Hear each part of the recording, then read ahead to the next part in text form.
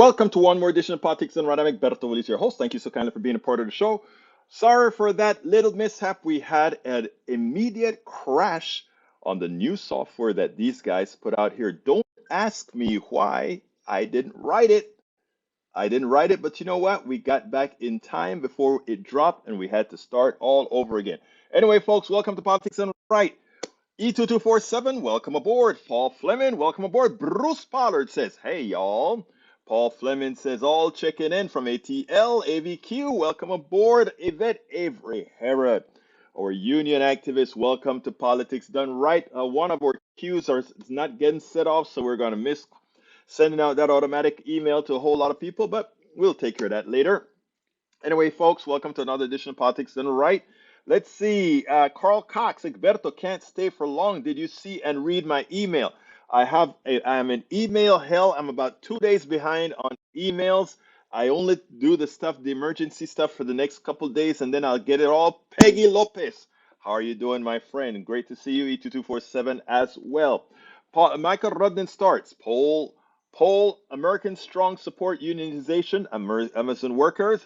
A supermajority of Americans have a favorable opinion of unionizing Amazon workers, according to a new poll in a survey of nearly 2,500 Americans.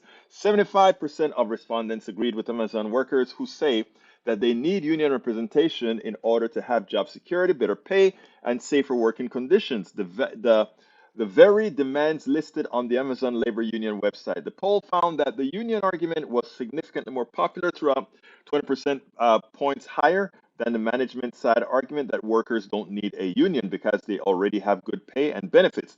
I can't easily understand why the people support unions. On unions, government regulations and community organizations are the last three bastions against unchecked corporate power, leading to widening wealth inequality and widespread poverty among the masses. Anybody who says they don't understand why we don't need a union, I don't know what to tell you. Where are you living?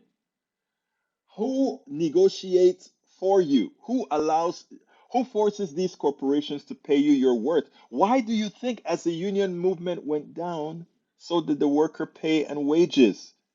Why is it, as you can see in the one of the articles in my blog, that the CEOs are making 254%, 254, not percent, 254 times what their median workers make? Why do you think that is the case?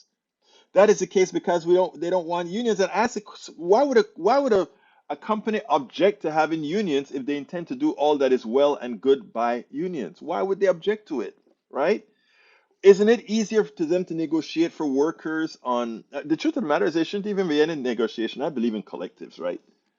I mean, everybody's sharing the profits and everybody's sharing the loss. Makes money, make more money. The company starts to lose money, lower your bottom line. I mean, we have to have a different paradigm. This capitalist paradigm, as we discussed yesterday with El Professor Richard Wolff, we have to change the paradigm. We are on the way down anyway.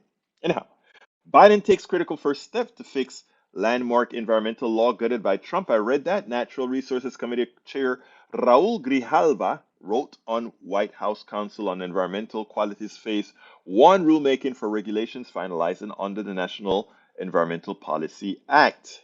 Okay.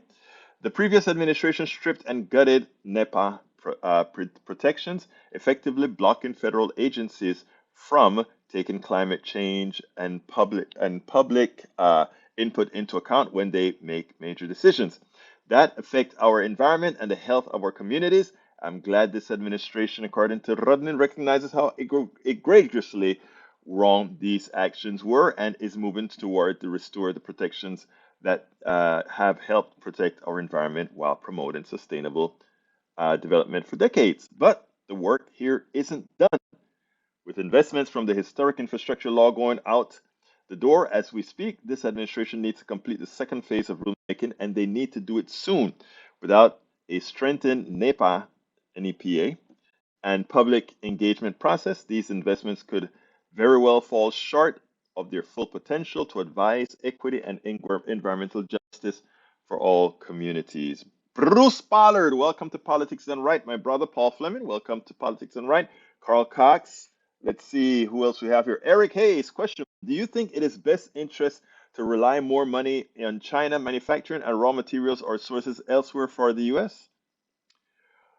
Let me tell you what your capitalist people have done. That's what they did, right? They offshored all their production to China. And you know what's worse about it? We are supposed to be the bastion of microchips. And where do all our microchips get made? China, Taiwan, and all other places. We are just now, the private corporations are now begging the United States government to help them offset that $10 billion factory they're making in New Mexico or Arizona. I don't remember which one.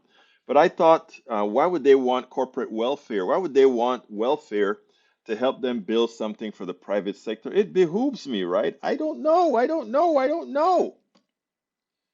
But again, every time the private sector screws up and get into trouble, they ask us to bail them out.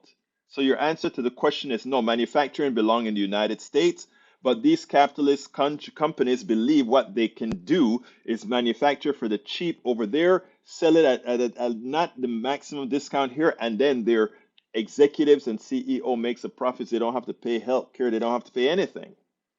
That's what it's all about, ripping the people off. Why is the Biden administration pushing electric vehicles as most raw materials market share wise come out of China? Let's qualify something. One of the reasons supposedly we were in Afghanistan is that Afghanistan is filled with rare earths, right? But guess where else has a lot of rare earths? Right here in our deserts also have rare earths. So if we really need to ramp up to get rare earths, we can. The reason we don't is because in this structure, it's not as economical as using the cheaply dug rare earths by slave labor overseas. We can do it here too, and we can do it cleanly. It just costs more. And what is it that capitalists want? They want to make sure and get things on the cheap, right? So again, you have great questions, Eric Hayes. Unfortunately, the answers you're not going to like because it all goes back to the private sector screwing you. We should manufacture here. America is a land filled with resources, and we are also friendly with resource-filled land throughout this hemisphere, from South America to Central America to the Caribbean Sea to the Golfo de, don't remember the one in Mexico. We are filled with resources close by, but we prefer to exploit. Remember that. So that's the answer to your question, sir. You won't like it because they have already trained you to believe otherwise, but that's how it is. Michael Rodden says Eric Hayes, manufacturing is coming back to the US, but manufacturing jobs are not. The manufacturing sector is automating. These good paying assembly line jobs aren't coming back. I agree with that, Rodden, but I have a corollary to that, right? Who invented these machines that are going to take over all these jobs, right? Think about this. There's a lot of technology that's involved in robotics and everything that takes over that's going to build things better, right? We collectively, from our universities who educated the people, the engineers and the manufacturers who created these robots, we all pooled our resources together to build these robots and their efficiencies, right? We all did that. Now, whenever you build these efficiencies, you have to ask the question, who profits from the efficiency that you have built? In other words, our universities have all these different universities throughout the country that have built robots and so forth, and now GM and all these other guys are going to use automation to make to use less people. I am all for that. I want automation. But with automation comes a price, right? Less workers needed, which means you can build one car unit for a lot less units of human labor, but a lot of mechanical labor from robots. Now, who profits from that mechanical labor from the robots? The shareholders, the executives who get bonuses, yet the builders of the robots that been invented by all of us, they take all the profit. Again, and the reason they take all the profit is because we have taught Americans, we have taught people in this capitalist structure that somehow they are the ones who did it. Somehow Bill Gates is the one responsible for Windows. Somehow Steve Jobs is the one responsible for Apple. Somehow Bezos is responsible for all these great things that Amazon does. That's the mindset that we have. The mindset that we should have is we collectively built Amazon. We collectively built Ford. We collectively built Windows. We collectively built Apple. And don't let anybody take that from you because it was done incrementally. When I worked at NASA, the amount of technology that came out of government funded NASA that we then turned into products is astounding. But a few are the ones who take advantage of the profit. Let me tell you what we should do immediately. What we should do is we should say, okay, efficiency has gone through the roof. Now, instead of having a 40-hour work week, we'll now have a 30-hour work week, eventually going to a 20-hour work week. You have more family time. You know who should jump on that bandwagon? The churches. You would think the right wing churches would say, oh, we have more family time, more time to spend with your kids, more times to do all these things now that you've increased all these great efficiencies. But that's not what they think. They're evil. That's not how they think. They don't think that way. They think, me, I stole your labor, I'll keep it. I stole your intellect, I'll keep it for me because I know how to run in a capitalist structure, and thus this is what's going to happen. Continuing, my brothers. Unions needed because the mega rich, mega corporations want hoard the money, according to Carl Cox. Paul Fleming says, replying to, hey, name things that matters that doesn't come from China. We're just now trying to catch up. And the thing about it is, we let it on there. Unions have the same rights that corporations have via Citizens United. That is absolutely true. And you know what I think about Citizens United? If you defeated Citizens United, you would hurt the unions. Not necessarily so, because the unions don't need to have personhood to be doing a good thing. The reason corporations need personhood is because they want to abstract themselves from guilt for whatever they do and impact themselves as having the rights of a human being when it comes to other issues. Don't conflate them. The work of a corporation, even though they're classified in the same way under Citizens United with a union, are completely different. A union is we of the people, a corporation is we of the stockholder, shareholder. Remember, they serve two different masters. Dave Smith says, watch Fox News. They have live cameras at our southern border showing you what's really going on. I know Fox News really want to do that. Why don't they try to put the live cameras at the northern border? In Canada, there are a lot of people coming over from Canada also. But how do you discern them again? How do you listen? How can I figure out if those people from Canada are not? I don't know. You tell me. I'm talking about now, my friend, and this crap was going through in the Obama administration. Can't blame. I mean, I don't care what administration. Obama was a neoliberal. Biden is a neoliberal. Obama never used to be one, but once you get into the presidency, until we change it, it will be a neoliberal presidency. Period. Punto y final. I'm not defending anybody. Paul Fleming says, you free market lovers are just now finding that the free market was never free. Labor will always go to where it's cheap. And as we have found it, slave labor. Paul Fleming, you hit the nail on the head. Maywood says, good afternoon. AVQ says, Dave Smith, what exactly are you so frightened of? Brown people. Bruce Pollard said, electric vehicles might not be the answer. Electric vehicles are the answer because electric vehicles are an energy abstracting entity. Here's what I mean. People always say, well, you want electric vehicles, but they still have to burn coal for the electricity or they still have to burn oil for the electricity. True, right now that's true. But what happens is because it's an electric vehicle, it's abstracting.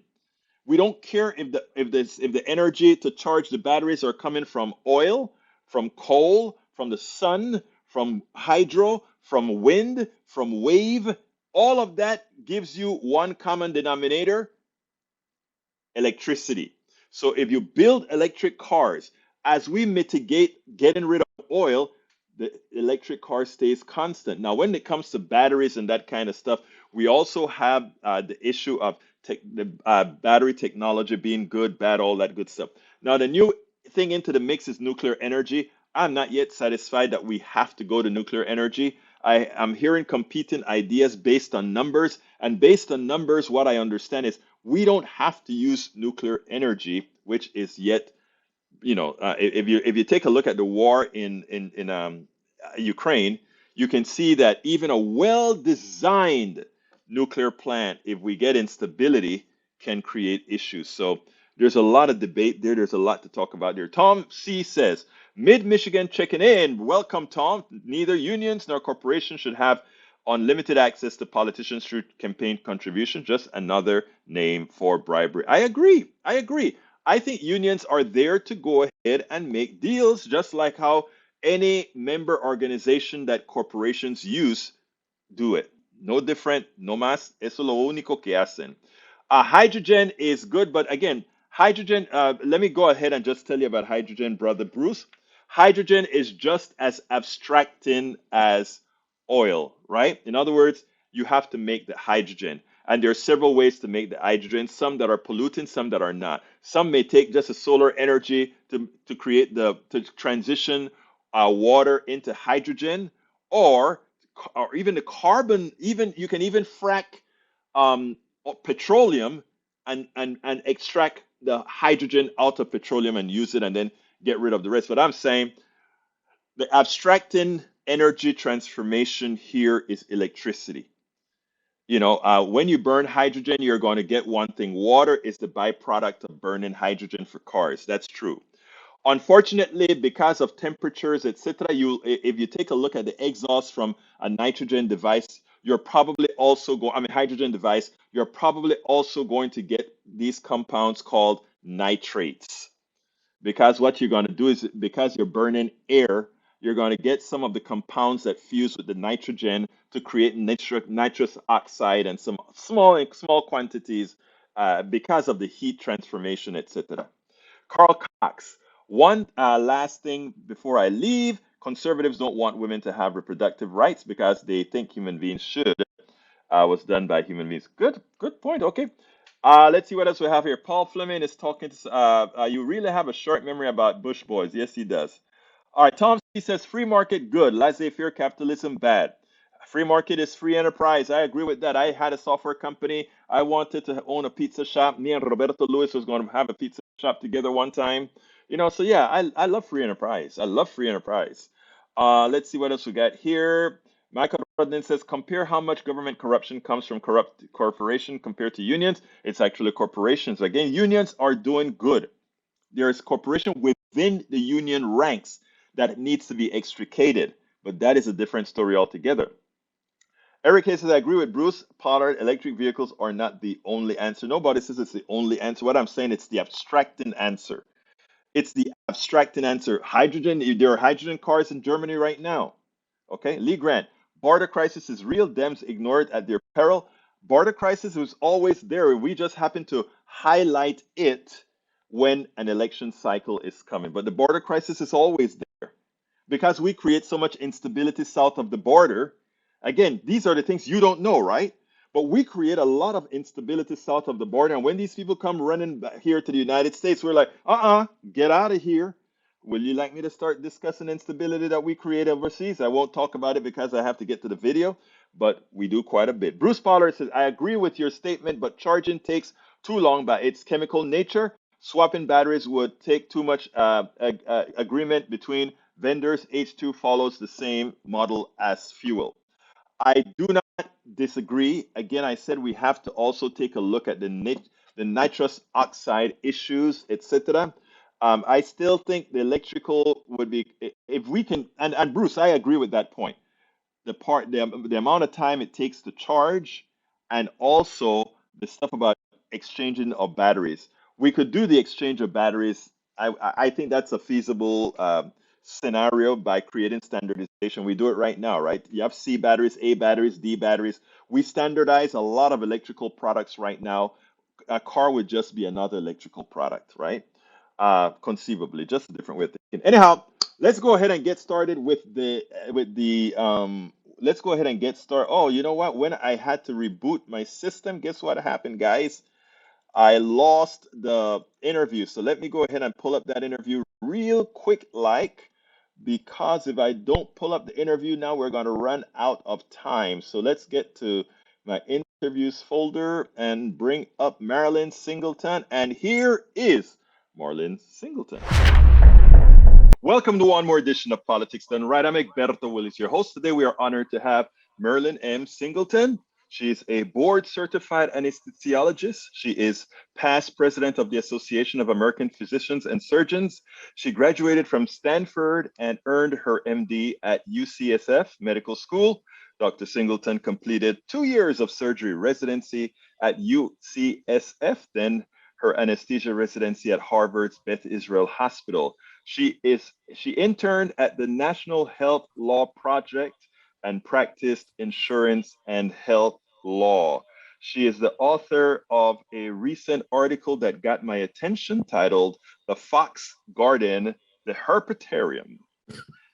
Hi, Marilyn Singleton, MD, JD. Why the JD? But anyhow, welcome to Politics Done Right, Marilyn. How are you doing today? I'm just fine. And you? I am doing just fine. First of all, tell us a little bit about yourself.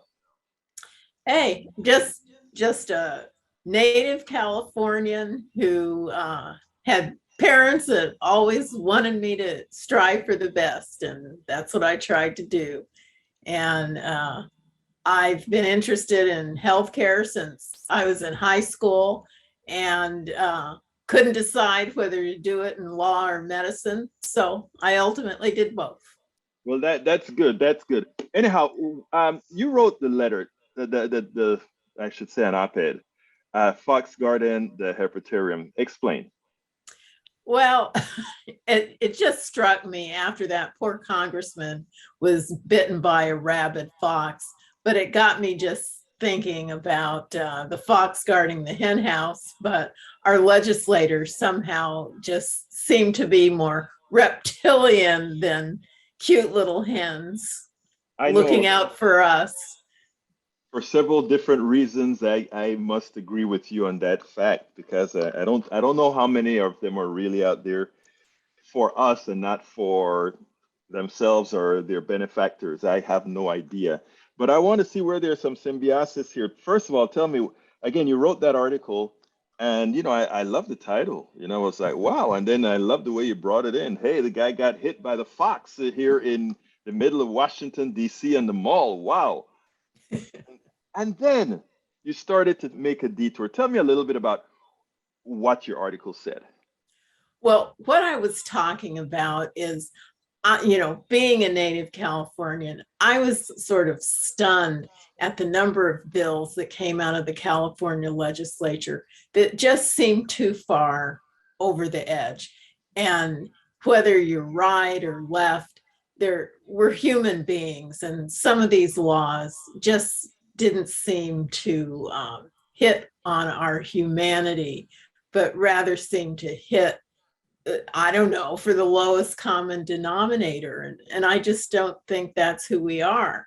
And I kind of started off with some of the laws regarding abortion and the idea that you would make our state a place where you would encourage people and have commissions. How can we get more abortions? And I thought, even Hillary Clinton said they were supposed to be safe and rare. And so then you have people saying, come on down, like it's a game show. And it just seemed wrong. Okay, and that's what given that you're an MD, you're from California, and you are also into law, what struck me, I just want to get a perspective here. Where do you stand on women's reproductive rights in general? Well, in general, I have to say, personally, I am pro-life.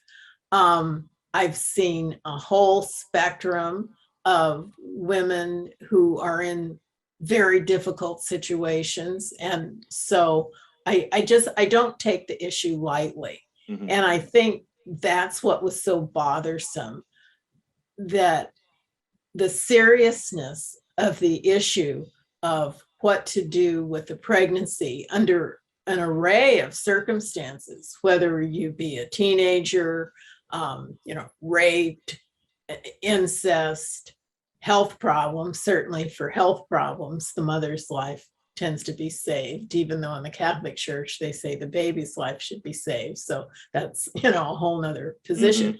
But so it can be a complex issue.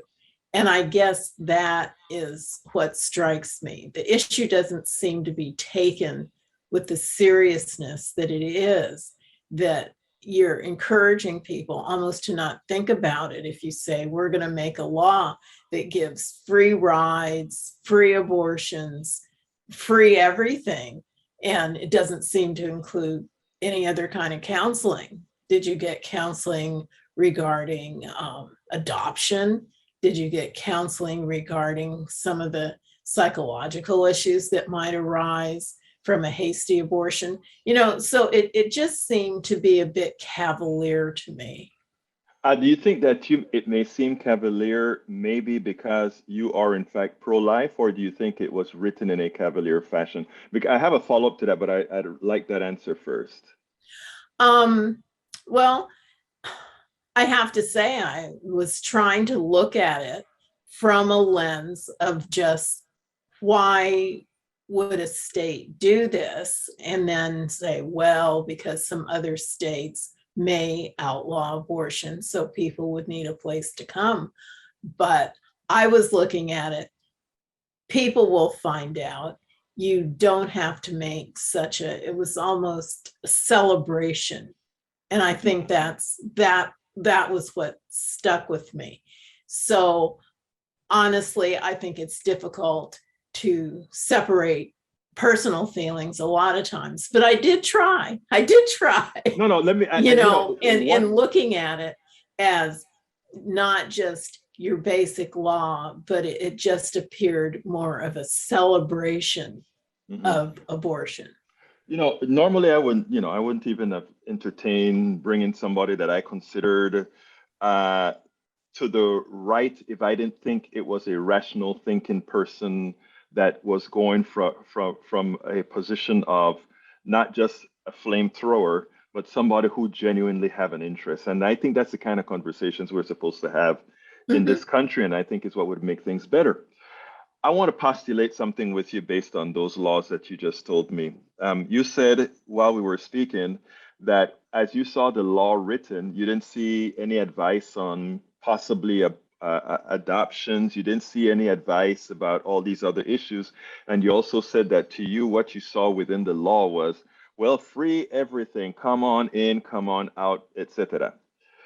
Would you look on the other side and say the law was written as wide as possible, leaving it up to the individual's religion, family ties, medical advice on their own? In other words, the state just making the option available to absolutely everyone, but not telling everyone what they had to do, must do, should do. And isn't that really the way laws are supposed to be written? Not well. I wouldn't say necessarily that's the way laws are supposed to be written. I just didn't see the necessity for the law at all. If people want to go to a state that has absolutely no abortion restrictions, they can certainly find that out. All they have to do is go to Planned Parenthood's website. I just don't think a state needs to make it the law that we will pay for people to come from the outside. And I look at that from two angles. It's like when people would come to California to get higher Medicaid benefits because people were doing that. And it even was a Supreme Court case. Can you cross state lines and go to another state? Should there be a residency requirement? So a lot of it too, I'm looking at as state resources. Now you might say, oh, it's probably only a handful of people. I don't know how many people it would be. And, obviously it's not going to be millions, but our resources should be spent on Californians, not people who come in from other states. That's actually, I can see that being a the part of the bill that everyone could object to, not whether you're pro-life, pro-life, pro whatever. Mhm. I could see an objection there, right? Because you could say California taxpayers' resources should be used for Californians. Now, a lot of states, including Texas, for ideological reasons, they would have their states support others in other states to make a point. And I think you are actually right about that with regards to California making the laws in that sort that says, hey, over here, while Texas is doing all those draconian things in Texas, know that there's a California that is there to support you. And who knows, maybe you'll come and become a Californian and become a productive California citizen. So I mean, there are different ways of looking at that as being and bringing other people into California, et cetera, et cetera, et cetera. So I don't see that the law is a law that's encouraging a free for all. I know that maybe that's how you see it, but I don't know that I necessarily see it that way. What would you want to be done about that? What do you mean? Well, I mean, What? you wrote a strong article that pretty much went completely against what they're doing in California. And like I said, I can see that it was written from a position from your position, but I can also see it from a position that says we want to make sure that we are open to all, and not only to all, but for those people where they believe the state's doing a wrong too. I have a follow up on that. Well, I I would just say you don't need a law, and what I would say is tell the legislatures to vote it down. What we do have, and we have a governor, we have a very verbal governor. If he Mhm, wants to make a policy statement about how he feels about his state, and then his state is welcoming, mhm. whatever kind of statement he wants to make the statement, send it out there, let people know, hey, everyone is welcome in California, however he wants to put this, and say what his beliefs are and what he thinks the majority of Californians feel, something of that nature. But I don't think it needs to be a Well, look, law. all right, let's go now into the mechanics of let's say abortion. I don't talk this a whole lot because first of all, I'm a man, and secondly, and secondly, because rarely do you get somebody that is willing to have an intellectually based conversation on the issue. And reading your article led me to believe that you were. Right now, you are a pro-lifer, and I like to say pro-no-choicer, but it's okay. Uh, but you're pro-lifer. I am a pro-lifer myself, right? I believe in giving people good health care. Believe in giving people food when they need it. I believe in all these particular issues, right? So I think I'm pro-life, but I'm also cognizant that in America, women many times have been relegated to second class citizenship, and that motherhood is actually as well something that has held back women a lot of times, and that mistakes can be made. And I don't know how, and you can help me here. I don't know how many people who consider themselves to be pro life when it comes to a fetus, a blastoma, or whatever, when it comes to the type of support that is necessary for the born, is not necessarily there. I'm not speaking about you specifically. I'm talking to you as being a pro-lifer. Well, it's interesting you put it that way.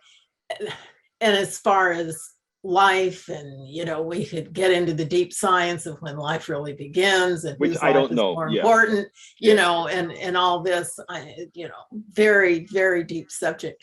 Some places are very good Hmm. about adoption services, giving financial help to people who need it, and other places aren't. And I grant you that. And it's something I've always said, that if you don't have a full range of Options. choices, Yeah, when you use that word, right. and have some sort of support for people who find themselves in a position that no one wants to be in, they've got to have that full range, and that's not necessarily offered. There's got to be you have to make sure that if a person does go through and have the baby, that OB care will be paid for, and just like you're going to say, I'll pay for the abortion, say, I'll pay for the obstetrical care, whether the person, they may be on Medicaid in California, Medi-Cal, or some other program. We don't know their family situation, so you have to make sure there's family support. There might be issues with an abusive husband. It's such a huge issue, and I think people don't want to address the edges, and that's part of the problem. That's why I'm so glad to talk to you, because you see it's a bigger problem than just yes, no, gonna have this baby, I'm not gonna have this baby. That it's a huge undertaking to have a child. There are people who want children. There's people who even take disabled children, which God bless them. So I think that's where all sides are lacking, is giving the proper support to women who find themselves in this position. Ironically, doctor, what you find is the states that are so much more restrictive on a woman's rights to whatever she wants to do with her body are the states that are deficient in exactly what you've just mentioned. Well, I don't know if that's 100% true, No, because it's not 100% true at all. It's not. But what I'm saying is, if we talk about Mississippi, Arkansas, Kentucky, all these particular states, Texas is a bit better because Texas is a very big state and has a lot of independent people, a lot of independent organizations that are there to pretty much make a point, right? But I think you can infer based on the medical care. I mean, California has great medical care. Texas has lousy medical care, and Mississippi has worse. So, I mean, your a lot of your intuition from a very good state, from a state where people get their most of their needs met. It's not the same as, let's say, from Kentucky, Arkansas, Mississippi, Louisiana, and these other places. So, I mean, I hear you, right? And I think you make some valid points, and you have a right to the belief of, when life begins and what you want. And I guess I need to ask one question, doctor. You don't support getting rid of a woman's right to choose abortion, right? um, when you put it that way, on a federal level, I honestly do believe that as a legal basis, Roe versus Wade was wrongly decided. The Mhm. legal basis for it was somewhat bizarre, but and Let's forget. I mean, I know you're a lawyer now as well, but let's forget about but legalities. Let's talk about humanity. Do you believe that that a woman in California should have other rights than a woman in Texas? it's hard not to bring the law in when you put it that way, because we are a republic of multiple states, and Which I think, that was one of the reasons for each state being which able I to think have the laws that they want. it's funny because in 2020, I mean, in 2022, it is rather silly, right? Especially with the mobility that we have today. Well, I but think state law. it makes it all the better, because we do have mobility, that if you want to go to another state, I remember the day, and believe me, I've been around a long time, Well, you when don't look that there way. a long time before Roe versus Wade, Uh-huh. um, when I was in medicine, and people would go to Mexico, rich people would go to Japan, people would travel places to get an abortion. And And you I'm sorry to interrupt because uh, I want you to I want you to segue on that exact notion. You just said those people who could afford it, which means we relegated the poor and the generically poor into whatever their state desires, right? well, I'm not denying that there's some level where if you can afford it, like with so many other things, then yes, you can get whatever you want. And And henceforth the just benevolence, Alice's restaurant, and you can get henceforth whatever you want. and henceforth the benevolence of California, right? Because But California is saying, but that's not California's job. And I think, and certainly this is something that organizations like Planned Parenthood and various other organizations, if they want these folks to go ahead and get an abortion, then they can help pay for it. I don't think it's California's duty to okay, pay for abortions from across the country. granted, now That's, that I agree, I agree that you have the right to have that feeling. There's a lot of things that other states do as well that it's not for the benefit of those states only. But you know, I could imagine if I were a lawyer in California, I could say, well, this is a marketing campaign to say this is the reason why you want to be in California and not Texas. Right. So, I mean, there are a lot of things that that could be used for or defined as. I mean, you could say it's not California's duty for something, and California could come back and say, well, what we're trying to do is let everybody around the country know that California is a hospitable state and we want people to come. And that's one of the ways we well, get it them to has come. nice beaches, so it can be hospitable for that. I think California is beautiful. I like Texas. I'm here in Texas and I love Oh, I love my Texas. I don't live within its restrictions, but here's it. First of all, I want to thank you for coming on. I have a couple more questions, but I want to clarify one thing.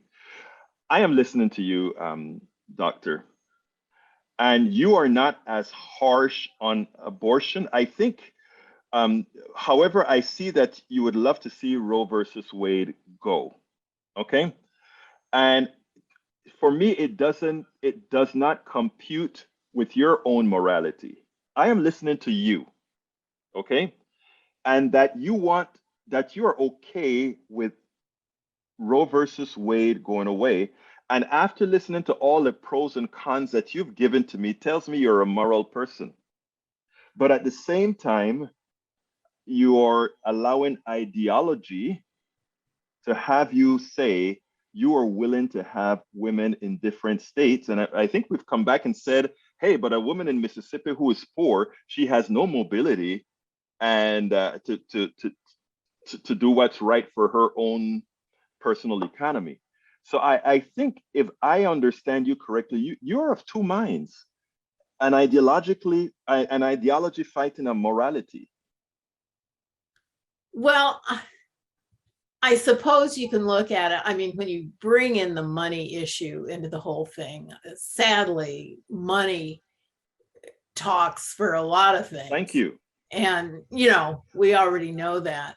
And we can go all the way back to forced sterilizations and Mississippi Remember appendectomies that, and all yeah. these things that were done on poor people. So there's no question that if you don't have money, that you don't have the same options as Right. someone who does. So, we can take that all the way back and get more to the core.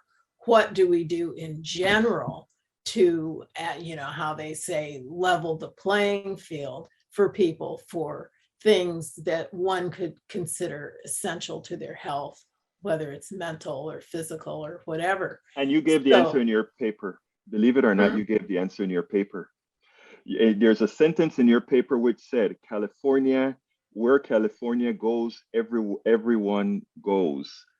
And in that statement, you've also gave the answer to the statement you've just made. One of the reasons maybe why California decided we want to make it hospitable for the others around the country as well is because since wherever we go, the rest of the world go, for those people who would get left behind for now, we'll do the humane thing and take care of them, and then the country will catch up. Don't you think that Well, if you left off the second half, I hope everybody didn't go where California I goes. was And hoping you wouldn't say I that. still stick to it. It's I not was hope California's I duty right.